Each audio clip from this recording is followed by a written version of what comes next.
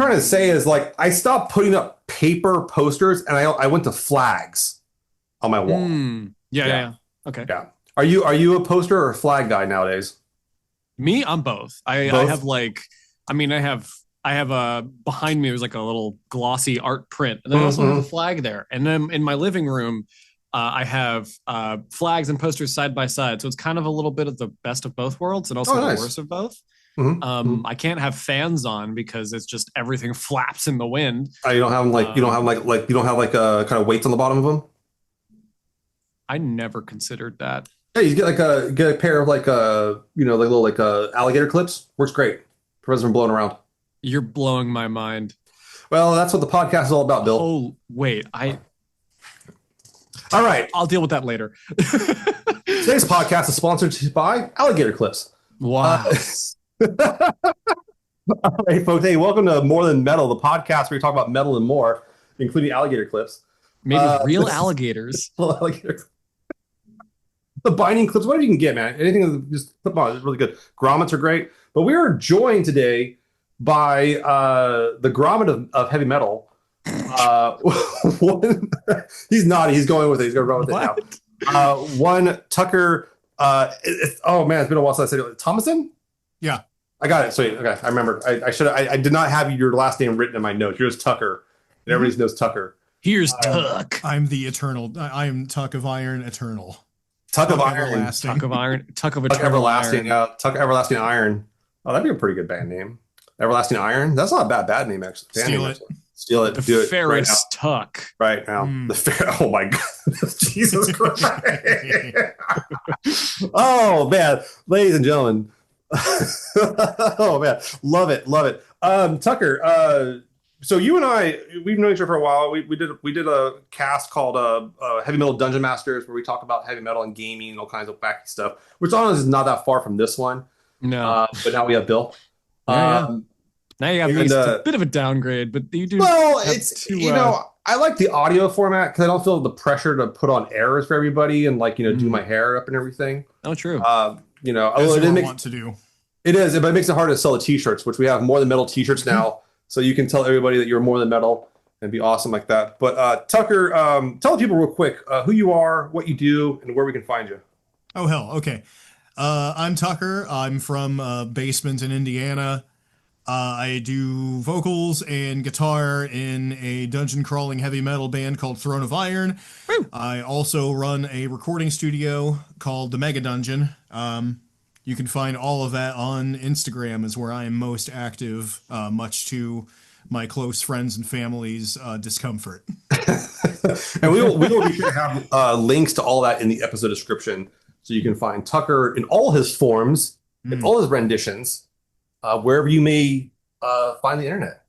But yeah, I think we're going to go ahead and do our opening, which we'll talk about as we come back because it's contextual. Oh my God. I know, right? It's all linked together, man. Everything's connected, It's all connected. It's all connected. Dude. And we'll be right back with More Than Metal. Go Tucker.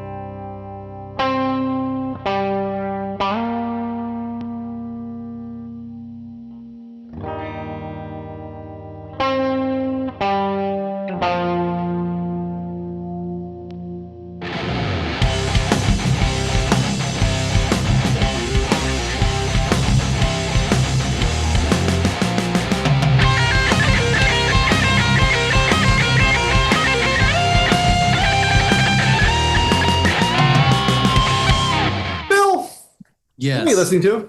I've been listening to the soundtrack to K-pop Demon Hunters. Excellent. No, I'm going to be clear. So I have no idea what the fuck that actually is. Yeah. I just know that everybody on my Blue Sky feed has been talking about that stuff and listening to it. So inform me. Yeah. So K-pop Demon Hunters is actually, it's a very clear title. It's a Netflix animated movie about exactly what it says on the tin. It's not a documentary? No. K-pop. Okay. I wish. K-pop Demon Hunters. Essentially, it's just a K-pop band who fights demons, and there's plot ensues. But the soundtrack is kind of addicting. Now, I don't think it's going to be your cup of tea, for quite a few reasons. You don't tell me what to do. Do you like K-pop? I've been known to dabble. Oh. No, I'm not. I'm not gonna tell you I'm a huge fan, but I've listened to some. I mean, listen, the movie's really good. So if you like the movie and you like the music, it's pretty good. I'm not usually a fan of K-pop. Mm-hmm. It's not usually what I'm listening to, but some of the tracks are just kind of good. Mm-hmm. And I've just been having it on loop. It's a movie made with love. And I just listened to about 10 seconds of it. And yeah, I could vibe on it. It'd be cool. I don't know if I could listen to it for like hours at a time, but I'd be like, okay, this is on. Yeah.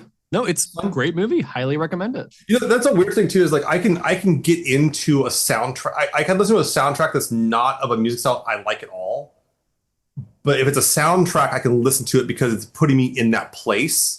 Okay. But that makes total sense. Yeah, that's one thing that's really magical about soundtracks is it's trying to bring you to the place of the movie or the film or whatever maybe. And then as opposed to being like, hey, I'm going to listen to this actively. Is a whole different game. So I kind of dig that a lot. So I'll go give that a listen. I'm gonna go give that some vibe. And I think you should watch the movie first. No. Okay. You should watch this movie. Absolutely the fuck not. Totally fair. What about you? What have you been listening to? I got it and I blasted it. I blasted it twice and I need to blast it a third time. Is the new Helm's Deep record, Chasing the Dragon. There you go. Dude, yeah, that shit rocks, man. That's some these guys are straight up pure heavy metal. They did their album Treacherous Ways, came out 2 years ago. Highly recommended, just good traditional metal. I'm not gonna tell you anything like fancy about it. It doesn't need to be. It's just pure heavy metal. It's not power. It's not, I am more impressed whenever classic heavy metal bands are able to put out an album of riffs that I've not heard before. Yes. I think that's incredible. Yes. Oh yeah. This is me kind of tooting my own horn here, but yeah, I love when that happens. No, I listened to this. Oh yeah, dude. Fuck yeah, man. It has a kind of, I would put it as kind of a vibe of, they kind of remind me a little bit of Portrait, but not to the extreme that Portrait goes. Yeah. And like the better Portrait albums, I would say, like in terms of the kind of the feeling of the music, but it's still original. I will say when I first put this album on, I was a little off-put by the opening track. I will say that Wing Chun was a little off-putting for me, but like once I got through that, I was like, what the fuck are they doing this shit? Like, and then I got through that, and it was really, really good. So I highly recommend this one though, but yeah, Helm's Deep, Chasing the Dragon. It has a badass cover of a rocket powered dragon. Yeah, I was about to say it's a fucking dragon flying through space with like a jetpack. Yes, it's so good. It is. It's a really good album cover. Actually, I really like the really cover. Pretty. It's like kind of old school. They also have a really good, like, I also gotta say, and this is something we should talk about a bit more too at some point. But like, they have a great band logo. Oh, their logo is incredible. With the two swords, that's a clean logo, man. Oh yeah. I had a friend, one of my friends. I posted the new Satan record a few years back, and he had never heard of Satan, the band. Which forgive him. Some people can be, not everyone's as privileged as we are. Yeah. And he was like, this logo is like the best I've ever seen. Helm's Deep? No, Satan. The band Satan. Yeah. I mean, Satan as a band are incredible. We played with them a couple of years back, and it's just like those dudes put on a fucking clinic. Yeah.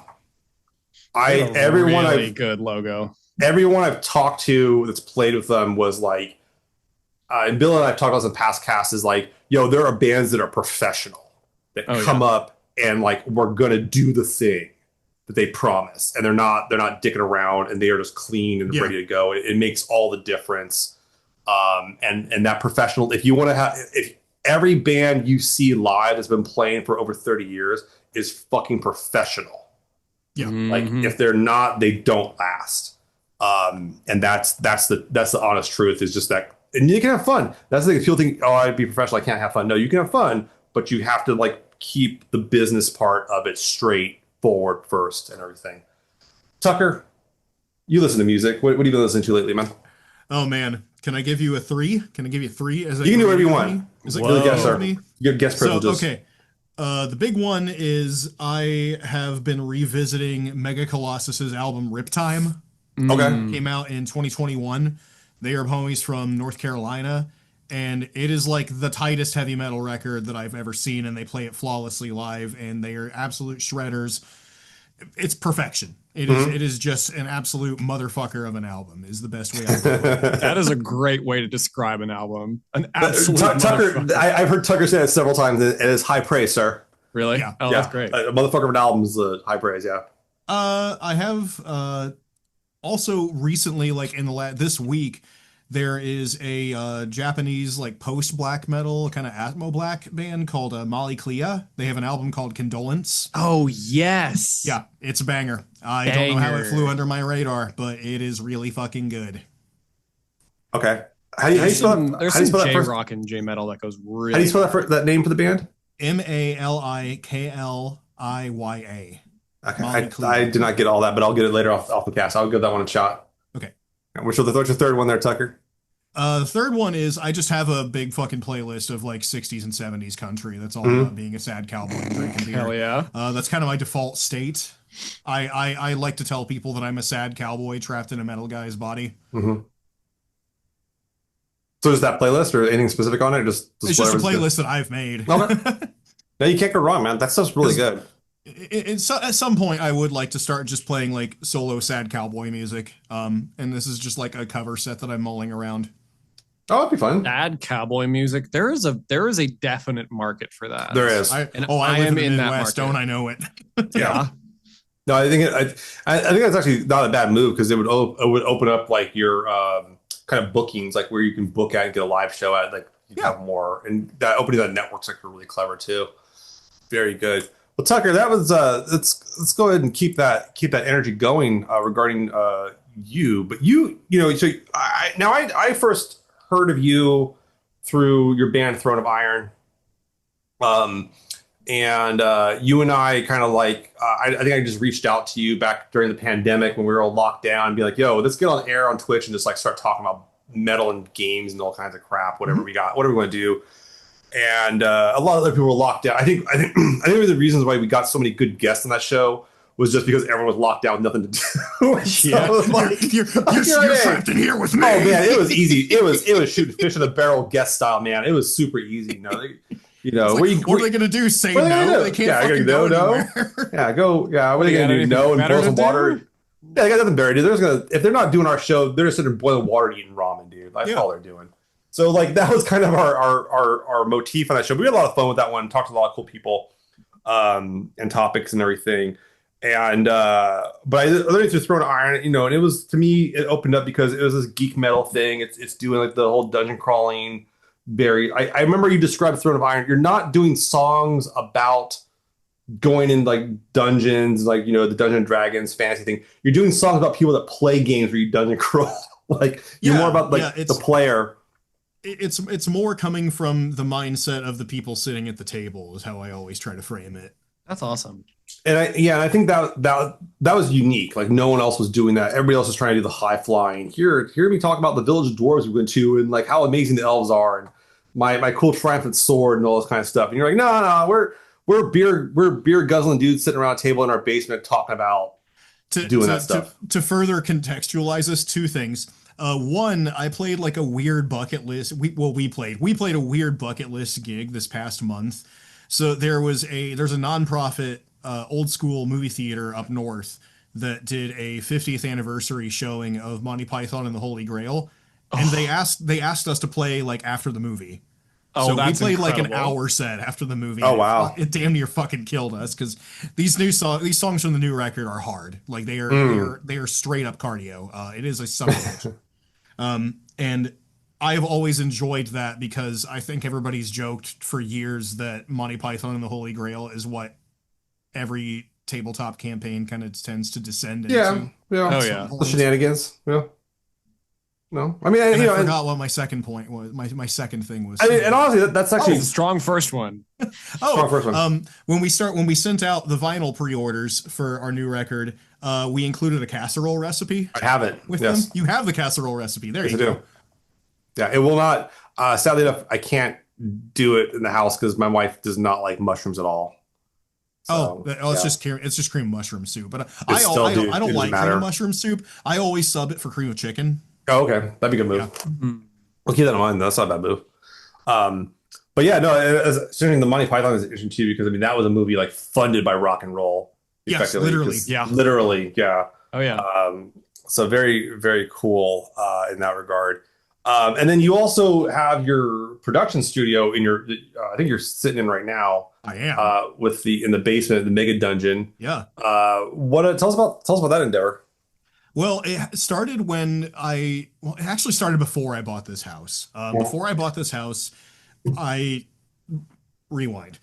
I started recording the same way that a lot of other people in bands start recording, and it's just like, well, I got to get demos. I want to do something other than just like piping riffs into my fucking phone mic.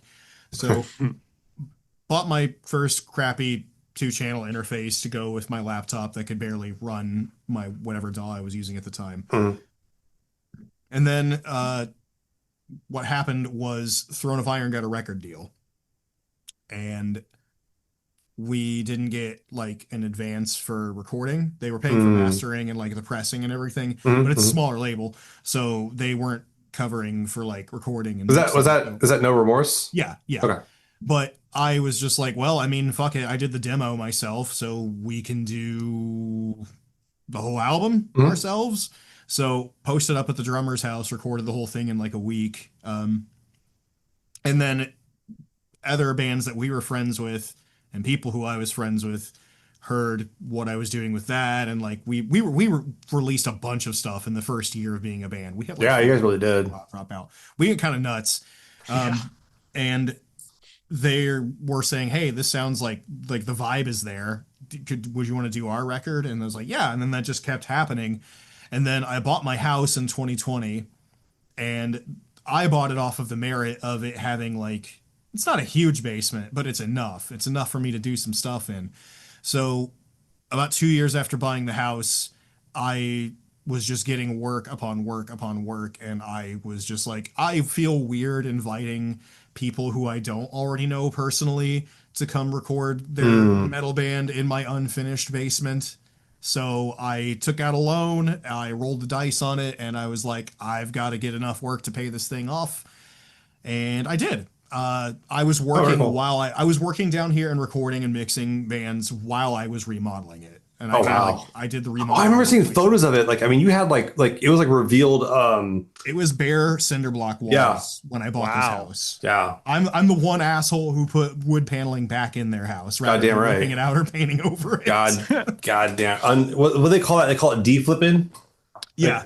Like, here in California, they call it deflipping. Yeah, where you make it red. Yeah, because like you get if you live in California, I don't know. I'm sure it's like this elsewhere too, but like. You'll see how like I live in a town that has a lot of older houses, and people will go in and like just make everything beige, gray, and white in the house. And they paint it all flipper gray. They flipper gray, yeah. And you're like, yo, dude, like I will say this, the landlord I had the house I was renting before I got married, guy was a dick, but he kept all the redwood fucking revealed in the house. There we go. Yeah, so he was like, legit real. So I'll give him that one, but.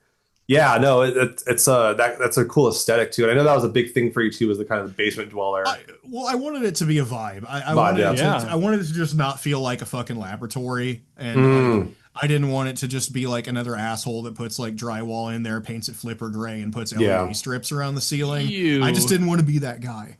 So like it's wood paneling all around. I'll show you guys. The listeners can't see it, but like here's my window. Oh yeah, he's got a straight studio right there, man. The live room. It's just the control in the live room. But yeah, that's great. I got some other projects. Like on the other side of the wall over here, I'm going to start building ISO booths for guitar cabinets just because I want some of that. There's an old kerosene tank from when this house was heated off of kerosene that I'm going to turn into a reverb tank. So I'm going to put transducers on it and just that's put awesome in it and just run a reverb tank through the wall. I'm going nuts because I love it. For those, we need to start putting traps in the Mega Dungeon. Mm-hmm. Well, I tore a chunk out of one of the steps going down here when I was moving one of the big fucking Ampeg 810 fridges. Oh god. Bass cabinets down here, and it took out a big fucking chunk of my step when it hit the bottom. So I have kind of a booby trap step. That's funny. It's cracking me up, man. Yeah, well, No, it's great to see it come along because I haven't seen the interior for a while. And for those at home, like it straight up looks like it's a professional studio. Like it looks like a studio. It's not gonna tell you it's huge, like, but it looks good. You have the classic couch and everything, just straight up doing the thing here. I like it a lot. Yeah, very cozy. Very cozy. Yeah, and that's what I wanted because I wanted to have something that would bridge the gap between like a big pro studio that is going to be like $1,500 a day, or your boy with a MacBook. I wanted to be something between those two extremes. Gotcha. The best of both worlds. Yeah, or the worst, depending how like I have cats. That's my big disclaimer that when people want to come record here is like, my first question before we even start talking money and before we start talking about the project is like, is anybody allergic to cats? Yeah, fair. Because like they don't hang out in here a bunch. But I know that some people just have like extreme. Oh yeah, it is. Yeah, that's a good. I wanted to get one of those custom like welcome mats because another project I'm doing is I'm going to be extending my driveway from the front of the house, looping it around in an L to the back door that goes down to the basement. Wow. But I want to get a custom welcome mat for that says if you are allergic to cat, do not entry. Like if you are false, do not entry. That's fair enough. Funny. No, that's absolutely fair. So moving on that, man, like I know you said you paid the thing off, so you've gotten some work in it. What have you been producing? Like what's kind of like are you getting like a rep for a certain type of stuff, or are you just doing whatever comes along? Like what's the kind of like vibe you're getting for in terms of production work? I've done like a fair, like obviously I've done classic heavy metal stuff with my own band. I'm working on a mix for the Ezra Brooks cycle right now. That's Sean from Smolder's other band. Oh, okay. He's from Canada, but he lives in Finland now. I just did a drum session down here for the new Mason Chain record. Both of those albums are coming out in No Remorse. Because Joey Mancaruso is playing drums in Mason Chain now, and he just lives in Nashville. And he's like, dude, you charge way less than anybody in Nashville, so I'm just going to come hang out with you for a weekend. There you go. Yeah. And nice. So we got those two things in the bag. I'm mixing up a kind of like a death doom sludge record for a local band called Omen Killer. Every one of their songs is a different John Carpenter film. Oh, nice. Omen Killer. Is that an Elden Ring reference? Yes. Which is funny because they don't have fuck to do with Elden Ring other than they all play it. But that album is like, I've done some things like experiment wise to make that like unethically heavy. Like I think that future generations are going to want to charge me with a war crime for the things that I've done on this album. You need to make stickers that say unethically heavy. Yeah. Like there you go. I need to float that past the guys. Make some Mega Dungeon shirts. Yeah, hit me up. I've got branding down. I just need to fucking do it. Send me some shit, man. I'll do some layout for you. Yeah, I'd have fun with that. Actually, that'd be funny.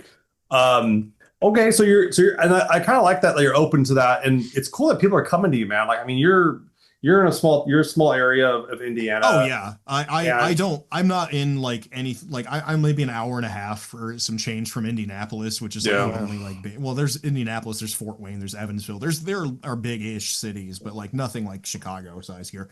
But I'm like an hour and a half out there, and that's the big thing. I love doing that culture shock to people who come record with me because like my town is 2,500 people. Like I've lived here most of my life. Don't ask me how I got into heavy metal. I couldn't fucking tell you other than VH1 Classic. It's all right. But I love the culture shock because it's just like, man, you're out in the fucking hills and hollers out here. It's like, yeah, there's a brewery right over there though, so that's kind of fun. Very cool, man. So another one that it's not out yet. My crown jewel. I can't wait for this album to drop. We recorded it last summer. There is a black death metal band from Indianapolis called Vile Iniquity. If I had to compare it to anything, it is like a thrashier version of like Dissection Storm of the Light's Bane. Oh wow! Oh, that sounds fucking rad. And that's like my favorite black metal record ever. Period on all metrics. I'm very proud of this record. I cannot wait for it to come out. Yeah, Vile Iniquity is also just a great name. Yeah. They get it. Yeah. So okay, so you have the production stuff going on. You got Throne of Iron going on. And you guys have been playing a bunch of shows, which is like because I feel like you guys had like a big dry spell there. And then Yeah. the new album, like you guys were building up to playing a bunch. Was just everyone was able to get back together, or like what's really brought you back up into being visible like that again? We got offers. Mm. I think that the album dropping did a whole lot for optics of people Mhm. like knowing, hey, we still exist. We're still Yeah. here. That helped a bunch. Just getting out in the world has been fun. It's got ups and downs, obviously, but I like driving. I'm the guy who usually drives those Mm. places. I love driving, actually. I won't sugarcoat it. I love driving. I was helping a friend move out from here to Colorado to Oh, wow. Buena Vista, Colorado, which is an 18-hour drive. Wow. So drove all the way through like halfway through Kansas, slept for like 2 hours, woke up, drove the rest of the way to Buena Vista, and then drove back into Denver, hanged out with Devin from Chambermage. Mm. Oh yeah, Put out Chambermage a is dope. fucking incredible album this Yeah, that year. album's really good. Hanged out with Devin from Chambermage for a night and then just drove straight back to Indiana the next Wow. day. Oh my God. That sounds kind of like hell, but if you like it, you like it. I love driving. It gives me so much time to think. I get to catch up on podcasts. I get to catch up on music that I've been sleeping on. It's my I happy guess place. that's fair. My dad was a long haul trucker for a long time. Oh, Before okay. that, he was a train engineer. Quite literally runs in the family, huh? So I won the autism jackpot in terms of like my dad's a train engineer. Oh my God. That's great. Shit. That's pretty good, man. So I had a question.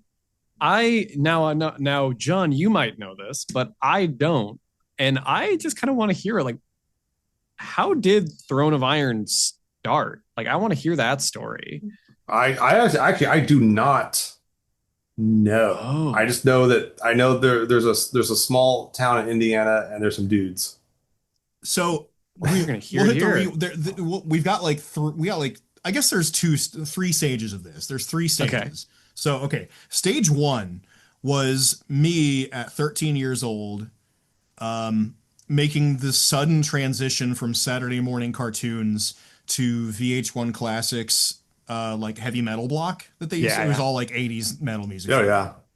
So it was a cross pollination of that, and I had an older cousin who went off to the Marines, and he left all of his like first edition D&D manuals Whoa. at my aunt's house. And he just was like, yeah, Tucker can have those. Cause I was interested in the art and like I was already into like fantasy stuff. So I just had these. And I remember like very distinctly being like 13, sitting Mhm. on my mom's living room floor with these first edition D&D books and my cousin's old character sheets still in them. Mhm. Oh, wow. And watching like Dokken and Accept music videos. Oh my God. And that kind of like planted a seed. Mm. Let's fast forward 5 years or so. I'm 18. I'm in a stoner doom band. I was in that same band. I started that band in high school, and I was in that band for 13 years. What was it I was in called? a Thorax, two Thorax, R's and a dude. hyphen. Hell yeah. More on that later. Foreshadowing. But so I started playing gigs in the college town about 45 minutes that way, Bloomington, which is where IU is. And that's where I met Corwin Deckard, my other guitar player, Jacob Lett, my now drummer. And they were in different bands, and we would just play together constantly. I was the guy that was like hooking up shows in other states and like being like, hey, can our friends in this band come along with us? And we would just Nice. drag them to shows out of state with us. Eventually, their bands kind of dissolved. Jacob ended up playing drums in Thorax. And so he and I have been playing music together since 2012. Oh wow, shit. And then our first like tours, Corwin, now other guitar player, was filling in on bass for that because our bass player at the time was still a minor, so he couldn't get into a lot of the places. Oh yeah, I've heard that. I've heard plenty of that story before, dude. And eventually, let's fast forward to 2018. 2018, Jacob and I are doing Thorax, but we're getting kind of like burnt out on it because it's just like, man, we're kind of like grinding in the trenches of Stoner Doom, and it feels like we're just getting burnt out on this shit, and Yeah. we want to play like the stuff that we were listening to when we were kids. And I helped Corwin move from one crappy apartment to another, and I was going through a phase where I was drinking Heineken mini kegs by myself because I was in my 20s. And I got blasted, and I was like, you know what? Fuck this. I'm going to go home, and I'm going to write some music that I want to hear. And one of the music that I wanted to hear was just straight up heavy metal. Hell yeah. So I wrote the 3 songs on the demo that night, demoed them out, recorded the vocals the next morning hungover, and then uploaded it to Bandcamp right before I went to work. And then 10 days later, I had an email from No Remorse sitting in my inbox offering a record deal. And that's awesome. They were the only label I wanted to work with because they put out Eternal Champions Armor of Ire. And that was just like, that's a hell of a record. And it's just been kind of rolling ever since. And, they sent me over the contracts, and there were multiple spaces for members to sign. I was like, well, fuck. I'm just one fucking guy.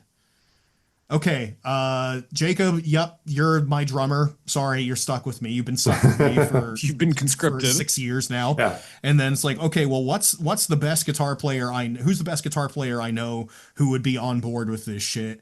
I know Corwin, because he hasn't played music in 5 years. Nice. Gosh. Okay. And that's where we started there. Wow. And we've just been releasing shit nonstop. I mean, Corwin and I are always writing. That's great. He wrote the majority of a movie soundtrack that we were involved with, called The Slave and the Sorcerer, put out by Hex Media. They're a film studio from Scotland. We collectively wrote like 3 songs for that, and then he had contributed some more stuff for it. Nice. Oh shit, that's cool. That's a fun story. I mean, honestly, you were just like fed up and just like, you know what? Fuck it. I'm gonna do it myself. And like, yeah, that's great. I love that. Because like the demo is just me. I recorded that in the living room of my shitty duplex I was living in at the time in Bloomington. Wow. I mean, so that kind of like, so that's something I've always really admired about you, Tucker, is that DIY element. Like you built the studio yourself, you're modifying things, you're changing them up. You're very like hands-on with every element to the point where it's like, I'm about to get screen print supplies on the other side of the basement. We can cut out the fucking middleman and start making shirts on our own. Oh, nice. It's a way to go. Yeah. It's a way to go. Actually, it's a way to go. Very nice. What kind of contributes to that for you? Like where do you see that coming from in your perspective? Like this is like do it yourself, get it done yourself. It came from the grind of living as rural as I do. Yeah. When it came down to like, okay, so I started playing guitar. Mm-hmm. I'm not going to pay somebody else to fucking change my strings for me. 1, I'm broke. 2, the nearest guitar shop that can do that is half an hour away minimum, and I don't drive yet. So I had books. I didn't really have the internet. Mm-hmm. Like my mom didn't have a high-speed internet connection at her house until I was like 23 or 24. Mm-hmm. Like we're out here in the shit. Yeah. So like I had books that were like, here is how you adjust a truss rod. Here is how you adjust intonation on a guitar. A lot of that DIY stuff came from necessity. I mean, my first experiments with recording came because a friend of mine in high school got a Fostex like 8-track CD Portastudio. So that was where I learned how to like experiment with like mic placements and like EQ and stuff. It just came from like, I don't have any fucking money. No, so I'm just going to do it myself. Yeah. I love that. It's 100% like a big thing. I mean, I guess I'm from a rural area too. It's definitely it's bigger than where you're out of, but like, and proximity to like Fresno and Modesto, so like that. But I never thought I'd have a fucking brewery in my town. This has been mind-boggling for me. That's true. But I think that like, the DIY element is really interesting. Like you're trying to figure out how to do it yourself. And a lot of it for me personally is like, I also get really, hesitant when like I'm reliant on someone else. Yeah. It's not that I don't trust people, but that's like, well, yeah, I trust people, but I feel like it's almost like you're planting a seed for disappointment there. Yeah. Sometimes, yeah. Yeah, sometimes. I think I speak for a lot of people in bands that sometimes dealing with other strains of creative people, specifically graphic artists, can be taxing sometimes because working with other strains of creative people, you encounter this a lot with graphic artists. So life gets in the way. We're all emotional people. So sometimes deadlines can kind of fall by the wayside. Yeah. I like to cut out a lot of that. So like we can do a lot of our graphic design in-house. We do all of our audio engineering in-house. I'm trying to get it so we can do merchandise in-house. All right, I'm putting sleep. No, I just yawned hard, man. I had it's kind of rough, kind of late night. I've been on a weird sleep schedule to keep the house cool. I understand. For me, I think about that a lot too, because like I talk about disappointment with other people, but I also think it's like I'd rather almost be disappointed in myself than other people. Well, yeah. Thing. It's a little bit easier. It's the same reason that like unless there's something absolutely beyond my fucking scope, I do all my work on my trucks myself too. Like I do all my vehicle maintenance myself. I do my home maintenance myself because like if it fucks up, it's on me. Right. There's something so different between somebody else fucking up and you fucking up. Right. Like Right, you 100%. know what you fucked up at, and you can fix it. If somebody else fucks up something in my truck, well then I gotta take it back, and that's even more time. Yeah. It's like, man, if I just watch this YouTube video hard enough. It's different because it's like, oh shit, somebody fucked up. How do I fix this? Instead of that, it's like, oh, I fucked up. How can I fix that? Yeah. Like it's very No, 100%. Yeah, no, I think that's it too, and I like that. So like this podcast, for example, like I hadn't edited a podcast prior to like starting this one, and I kind of knew a little bit about audio, editing audio, not too much, but I got good enough at it to make it work. And then I ran it by Bill, and Bill liked it, and so that felt really good to have that. I could do this. This is not impossible for me. If you need that reassurance, you absolutely fucking can. It's great. Yeah. Once you plant the seed that yes, you are a problem solver, it just kind of rolls over into other things. Okay, I'll give you a story that relates to the studio. Around unique problem solving. And that's one of the reasons why I really enjoy what I do down here, because there are so many unique challenges and like things that you're going to be chasing gremlins on. Okay. So, I got a mix job for a death metal band from Louisville.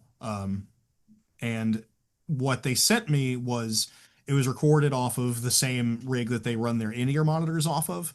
So they only had a finite number of inputs. Okay. So I got close mic guitars, the vocals, bass, stereo pair of overheads on the drum, and a kick and a snare mic. There were no close mics on the toms. Problem. They're a really proggy death metal band. Their drummer is doing all kinds of interesting shit on the toms. Okay. I see. And they were just like, do what you can with this. And you know what I did. Wow. You know what I did. And, well, they knew that I was going to be like limited, like and almost kneecapped because of that. What I did was I took one of the overheads, duplicated it, and I went through this song methodically, bar by bar, found each tom hit and like just listened to be like, is that the high? Like I messaged their drummer. I was like, how many toms do you use? And he said 3. I was like, okay, so there's a low, mid, and a high. And I listened for the pitch on every single one of those tom hits, and I plugged them in, and I sample replaced the hits just out of the overhead mic. Oh wow! Wow. So now it's like, there you go. You have close mic toms now. Jesus, that's crazy. I love it. I love being presented with unique challenges like that. No, that's a hell of a... forces me to think. I think that's the thing too. Yeah, I like that element that makes you think that you can't just you have to actually engage in it. Yeah, 100%.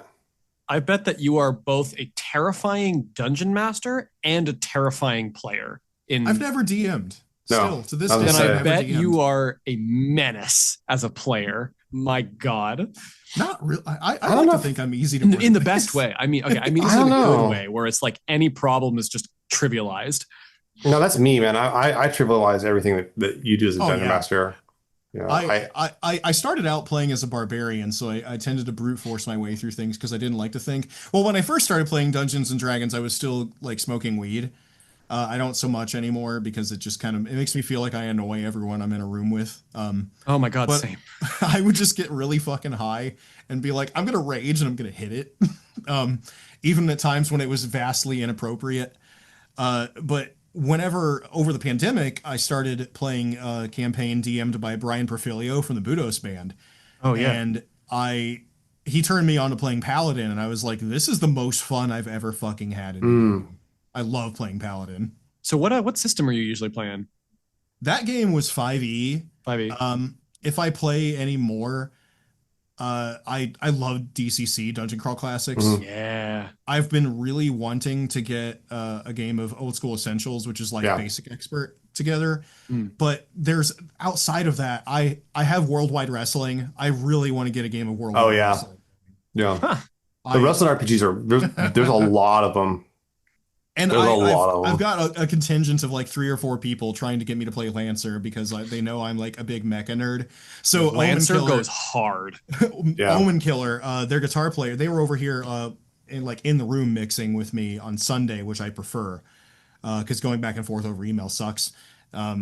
But they were in the room with me. Jeremy, their guitar player, comes downstairs with like a big like shopping bag full of VHS tapes. And I was like, what the fuck is that? And he's like, oh, I just wanted to give you something to show like that I appreciate the work you put on this record. It was the entirety of Gundam 0083 on VHS. Holy shit. I don't want to know how much that fucking set is worth. But I'm going to haul probably after I get off this call, I'm going to haul my VCR upstairs and hook it up and start watching them again. That sounds awesome. Wow. Yeah, if you get the chance to play Lancer, do it. It's really fun. Yeah. I need to start playing Armored Core 6 again. I played it for a little bit when it first dropped. I'm a big I love specifically 6 is very good. 4 is incredible. 4 Answer is peak. That is like the best mecha game I've ever played. It is fast as fuck. I love the story. I love the setting. Yeah, I think that was the beginning of, to me, From Software as a developer, like their meteoric rise to greatness was Armored Core 4 Answer. It's peak. It's so good. Have you been playing Night Rain? No, I have not. I need to get on that. It's a lot. It is a stressful game. It really is. I enjoy the From Software brand of stress quite a bit, though. It's different. It's a different brand of stress. It's like, you know how From Software games are a lot about kind of taking it at your own pace and like taking your time and like methodically doing something? I can see how Night Rain would eliminate that. Don't. It's you will die. You have to kill things as quickly as possible. Anyway, nerd tangent over. Sorry, John. No, that's all good. I actually still have my original copy of Armored Core from PS1 from '97. Love it. Whoa. Yeah, I need to pitch that one. So I gotta play the new Armored Core game. Also, Bandai Namco just like slyly dropped that they're putting out a new Ace Combat game. And I also love Ace Combat. Oh my god, you and my roommate. Some people are like, oh, have you seen the new AC? And it's just like, are you talking about Animal Crossing, Armored Core, Ace Combat, or Assassin's Creed? I only really give a shit about 2 of those, but I can appreciate Animal Crossing. Oh yeah, that's so fun. No, Lancer goes hard. I just played it this Sunday. People like it a lot. I've heard a lot of good things about Lancer. Do yourself a favor. Look at the mechs from the Horus company. They're all batshit crazy. Okay. There's one called the Pegasus, which is my personal favorite. It has an ability called Extrude Gun. The description of that is gun. It doesn't do anything. It's just there. Okay, Great. I can dig it. Oh yeah, it's awesome. They're fun. Anyways. Yeah, it's a trippy game, man. The Lancer tangent. The Lancer tangent. Yeah, the mecha tangent. Well, it's just funny because we haven't really we're all pretty big. All 3 of us here are gamers of different different preferences and such, and we haven't really done a gamer talk on the pod yet. Really delving into something like that. So I'm cool with it. It's okay. We can do that. So Tucker, let me ask this question. So Throne of Iron, Mega Dungeon. You mentioned some stuff you're getting ready to do with Mega Dungeon, I think. What about Throne Iron, man? Where you got what do you got lined up for them? And like where do you see them going next the next adventure? We have, if I had to quantify it, You do. we have about a full length and a half worth of material that we're Oh, sitting wow. on trying to figure out what we want to do with. We've kicked around a few different ideas. We love doing splits. Mm. So there is a split cooking. There's potentially another split cooking.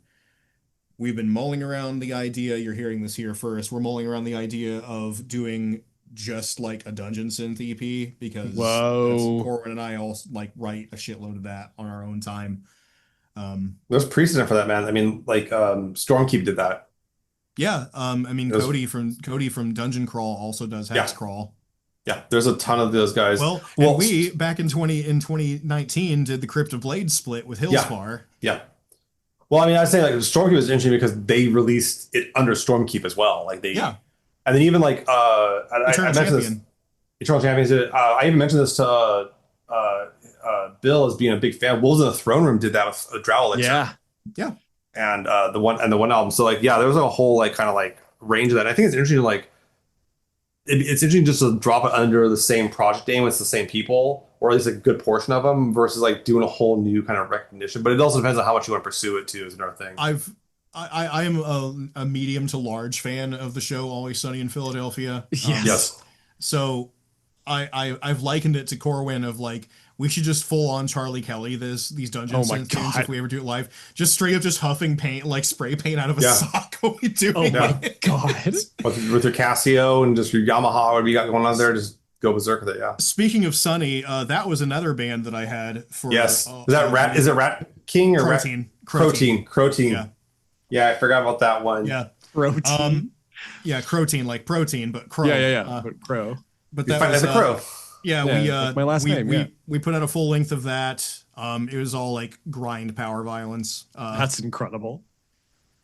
Yeah, there might be more of that. I'm doing lots of Throne of Iron stuff. I have some death metal stuff I'm working on. I got two different black metal things I'm working on of different flavors. I've been waiting to hear that actually, your black metal stuff. I will neither confirm nor deny that there is new Thorax cooking. I've heard there's new Thorax.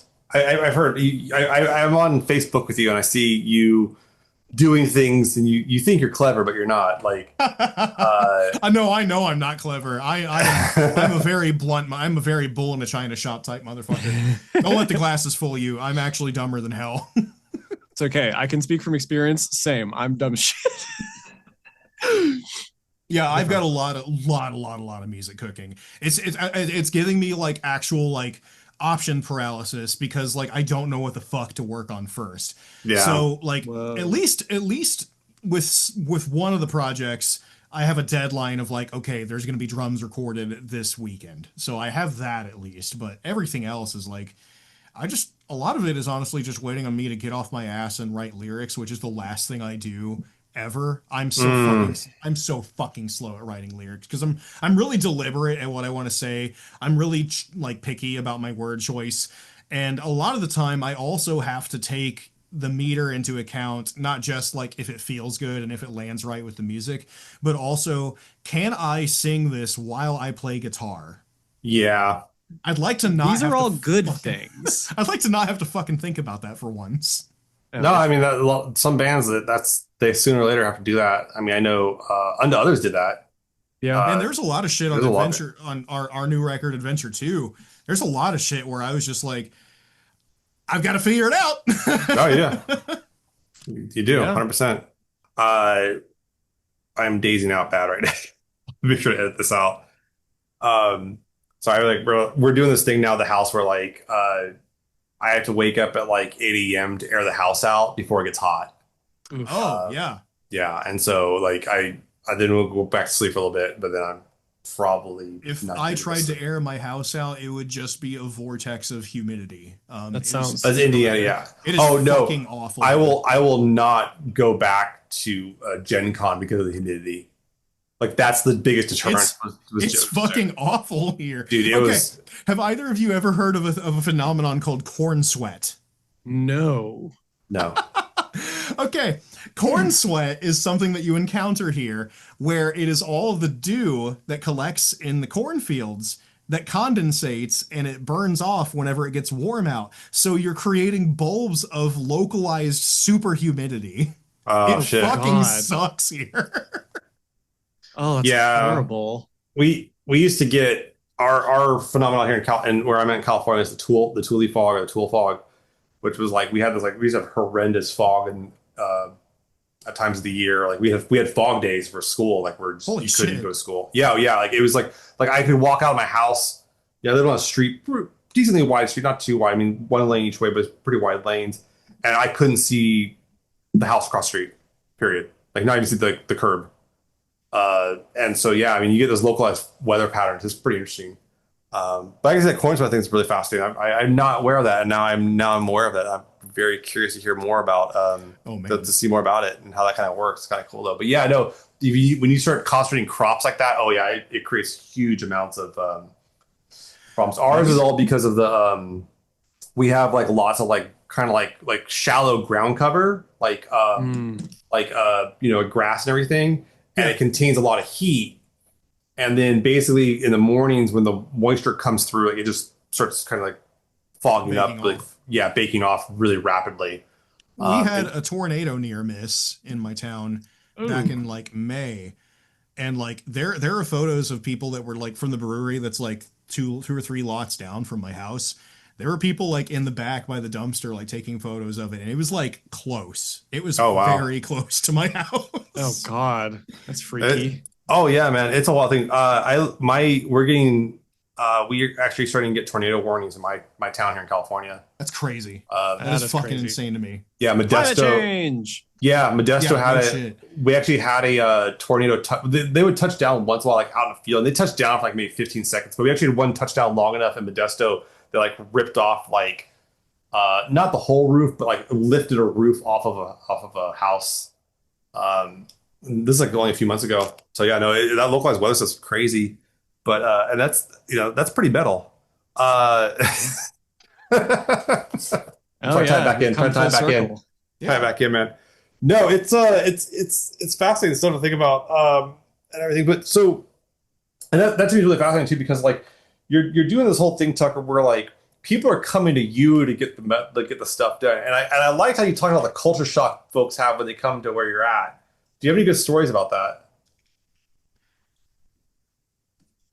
I mean, really, I think it was just them being like amazed that I come from someplace like this. Yeah. Uh, I get that a lot. They also really like the chicken sandwiches that they can get over at Huck's at the gas station across the street from my house. Yeah. The local food's good. That's actually, I get that a lot too when we're working at my university, where we have a lot of people from like all over the world coming there and working, and I'll talk to them and they'll see me and hear about what I'm talking about, what my deal is, and then they'll be like, "Where are you from?" I'm like, "I'm from here. I grew up here." And they're like, "Holy shit!" Like you like, and I think some of that too is like they're kind of like, "Oh shit!" Like people here actually get education. I'm like, Yeah. like yeah, I didn't just they'll ask Like- you, what's the line? How'd you graduate high school? What'd you have to do to graduate high school? I said, I had to milk a cow left-handed, or something like that. I mean, I feel that like my graduating class from high school was 98 people, Whoa. Yeah, wow. and we're the biggest graduating class that my school has ever had. Jeez. I think mine was like 300, 400. Mine was pretty close in number to that. Yeah. Yeah. It's interesting seeing how like different like places can be. And I once again I encourage people to travel and go check out places, and not just when I say travel, don't just be like book a fucking plane ticket to like Paris or some big city or it's like super touristy. I mean, like go to like some small ass shit. Like go find like Go to bumfuck Idaho. Like that's just yeah. And that's why I think the whole thing you're talking about driving all the way out to Colorado. I mean, you saw some shit, I'm sure. Buena Vista is wild. I didn't even know about that place, but it's turning into like way more of like a touristy spot because it's like 2 hours northwest of Denver. So there's like places to ski up there. Oh yeah. And there's like river rafting and like oh gosh, it's so huge. People do hunting. Like, well, I didn't realize until I was getting ready to go out there, and my mom was like, Oh, well, that's where base camp was because she went elk hunting out there like 5 years Oh wow. ago. And she was like, yeah, that's where our base camp was in Buena Vista. No, it's there's so much stuff out there to see. So that's really great, man. But Come to Indiana. Get a tenderloin like the size of a fucking volleyball. Wow. And that's no, conservative. it's true, that's man. They're bigger.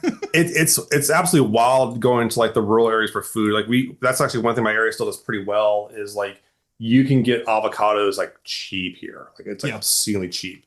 I remember years back, this is another friend in Australia, went and bought an avocado like in Australia, and it was like $6 for this avocado. It was a good looking avocado, it's fine. And I was like, yeah, let me show you what $6 avocados looks like to me. And like I went to one of the places, and it was like, they're like 5 avocados for $2. That's crazy. And so and I'm not gonna say the best avocados, but they're good enough like for the money you spend. It's like we can go get stuff like that too, and it's absolutely unhinged. Yeah. If you as long as you don't want like these huge ones, but they're still edible and there's still plenty of good stuff on them.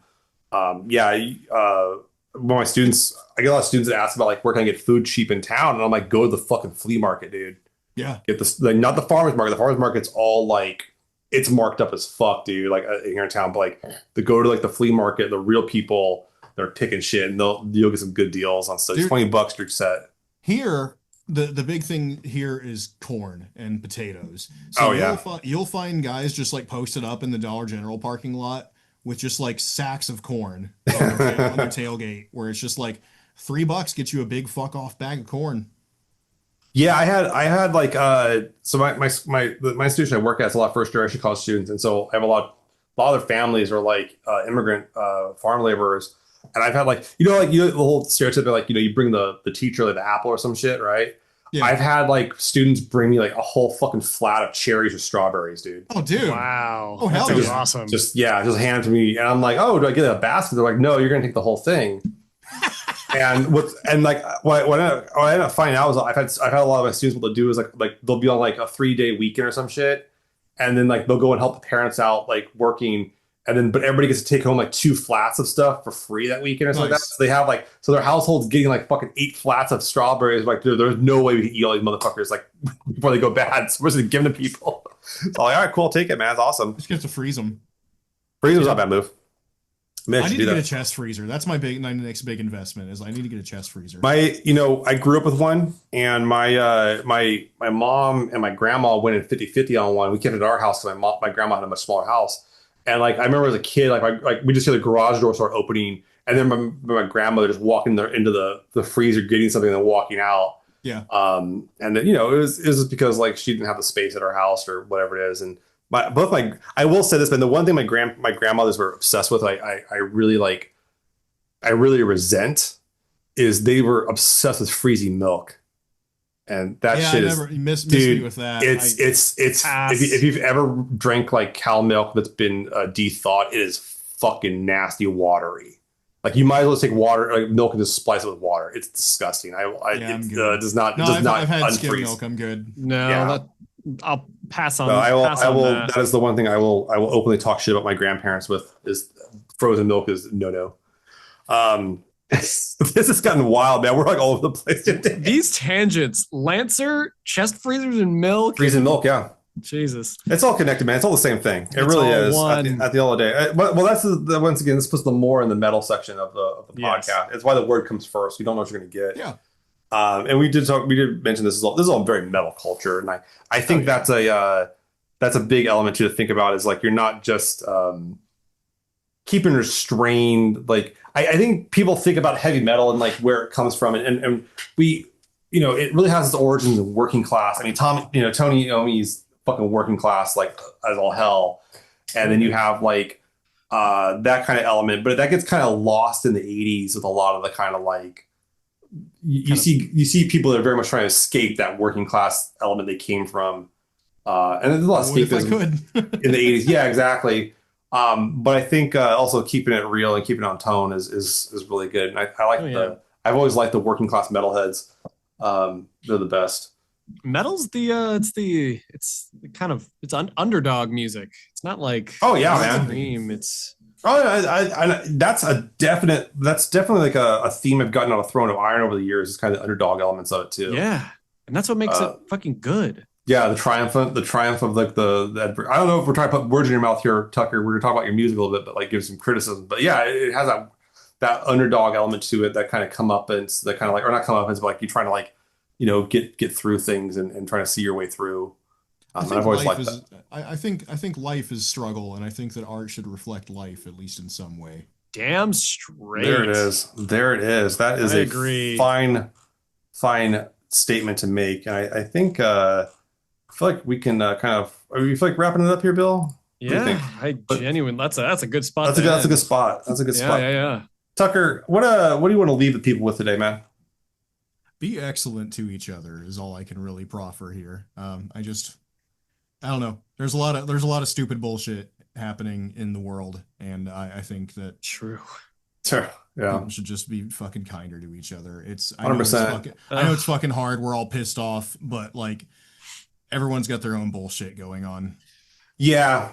No, it's true. It's 100% true. And yeah, be more conscientious when you can. It can be hard at times too. A little bit of understanding and some patience goes a very long way. Completely agree. Yeah. Checking on people that goes a long ways too, man. Oh yeah. You are a delight, Tucker. My God. Thank you. Yes. He's a delight. You guys should hire Tucker, head out to his little town, get some chicken sandwiches. I do remote mixing. You can email me your bullshit that you've recorded in your rehearsal space. I would love to hear it. And he made our theme. He did. Oh, we didn't talk about the fucking theme. God damn, we didn't talk about the theme. We forgot to talk about the theme. Tucker did our opening theme for us here for More Than Metal. I'll just give you I'm not gonna like try to like sugarcoat it. I basically said, hey, there's a song by The Sword called The Sundering. I think it's dope. I would love the opening to sound like that. Yeah, I've been listening to it since I was 17 years old. Yes, I know it. Yep. Yeah, and it's worked really well as an opening, or the kind of tone of it has been really good as an opening. So yeah, I don't want to like say that. Hey, Tucker, I need you to come up with this completely original idea. It was fun though. I mean, I've adored those first two The Sword records. Yeah. Since time immemorial, for half my fucking life at this point. More than half. Rip off the sword. I was more of like, I don't think I used the word rip off. I think I was just like sound alike, or like make it feel like this. 30 seconds long. Distill the vibe. That's a phrase that gets tossed around in Throne of Iron Land a lot, is distill the vibe. That's good. I like that. That's good. That's a good one. I like that actually a lot. You put that on a shirt or just like a freaking placard. Let's have a plaque on your wall at your house, or your studio. Yeah. Be a good one. All right, guys. Well, look, we're gonna cut out, man. That was More Than Metal for today. We got a lot. We got a lot more in the pipeline here. But Tucker, thank you so much for coming by and hanging out with us. It's been an absolute pleasure, dude. It's a pleasure. Always a pleasure. Thank you, Tucker. I always enjoy hanging out with John. It was great to meet you, Bill. Wonderful to meet you too. Oh, so good. All right, guys. And remember, Tucker, just tell the people real quick where they can find you online. And you can find me on Instagram. You can find my personal page at Tuck of Iron. You can find my band at Throne of Iron Metal. You can find the studio at Mega Dungeon Recording. If you dig, you will find me. and all those links will be in the episode description. Everybody, thank you so much for hanging out this night. We'll see you guys later. Have a good one. Later. Thank you. See you later, guys.